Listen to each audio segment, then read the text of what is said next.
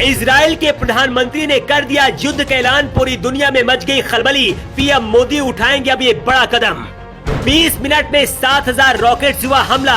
भारत के दोस्त इजराइल का शुरू हो गया आतंकी हमास के साथ युद्ध। इजराइल ने अपने दोस्त मोदी से मांगी मदद। हमास और इजराइल युद्ध के बीच भारत ने कर दिया बहुत बड़ा ऐलान। एक दो नहीं, एक साथ इजराइल के ऊपर 7000 रॉकेट से हमला किया गया। पूरी दुनिया में खलबली मच गई। इजराइल के प्रधानमंत्री बेंजामिन नेतन्याहू ने युद्ध का ऐलान कर दिया है। इजराइल की सेना के फाइटर जेट हमास पर हमला कर रहे हैं। इजराइल की खुफिया एजेंसी मोसाद अपने सबसे बड़े ऑपरेशन पर निकल चुकी है। इजराइल की सेना के साथ ही वहां के बच्चे और महिलाएं भी युद्ध की तैयारी कर रहे हैं। लेकिन इसी बीच इजराइल ने अपने दोस्त भारत से मदद मांगी है। क्या भारत के दोस्त इजराइल की मदद करने के लिए पीएम मोदी अपनी सेना भेजने वाले हैं? आतंकी हमास और इजराइल युद्ध के बीच इजराइल में बैठे भारत के राजदूत ने एक बहुत बड़ा संदेश भारत भेजा है। इसके साथ इजराइल में रहने वाले भारतीयों को भी बता दिया गया है कि अब क्या करना है। फिलिस्तीनियों के आतंकी संगठन हमास के 7000 रॉकेट के जवाब में इजराइल ने ऑपरेशन आयरन स्क्वाड लॉन्च किया है। इजराइल के लड़ाकू विमान गाजा पट्टी में हमास के ठिकानों पर बमबाजी कर रहे हैं। पूरी दुनिया इन तस्वीरों को देखकर डरी हुई है।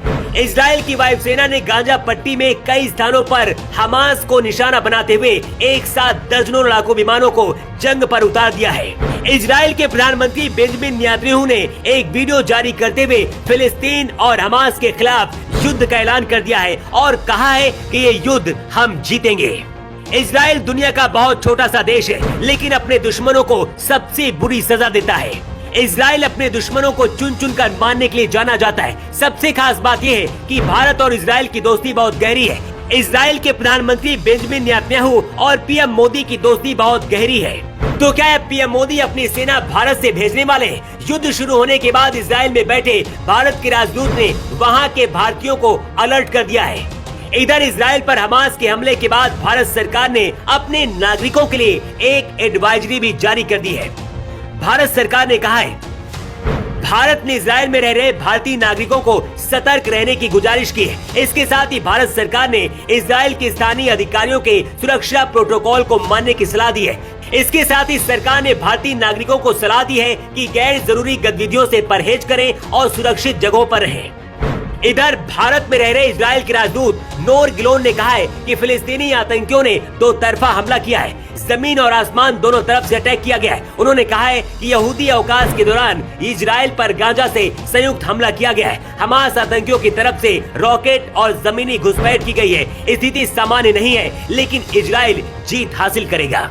इजराइल और हमास के बीच ये युद्ध क्यों शुरू हुआ है, इसकी वजह भी जान लीजिए। इजराइल और फिलिस्तीनियों के बीच चल रही ये लड़ाई करीब 100 साल पुरानी है। यहाँ के वेस्ट बैंक, गाजा पट्टी और गोलन वर्ड जैसे इलाकों पर विवाद है। फिलिस्तीनी इन इलाकों के साथ साथ इजराइल के पूर्वी यरूशलेम पर भी अपना दावा करते हैं। असली लड़ाई इसी की है। गाजा पट्टी इजराइल और मिस्र के बीच में है। यहाँ फिलहाल हमास का कब्जा है। हमास इजराइल का विरोध करने वाला एक आतंकी संगठन है। सूत्रों का दावा है कि इजराइल के पीएम बेंजामिन नेतन्याहू ने पीएम मोदी से फोन करके पूरी जानकारी दी है और वहाँ पर क्या कुछ हो रहा है इसके बारे में सब कुछ बताया है। ऐसे में सवाल ये है कि क्या भारत को इजराइल की मदद करनी चाहिए? क्या भारत की सेना इजराइल की तरफ से लड़ने के लिए जाएगी? अगर इजराइल भारत से मदद मांगता है तो पीएम मोदी को क्या करना चाहिए? अपनी राय आप कमेंट बॉक्स पर लिखकर जरूर दें। Bureau report.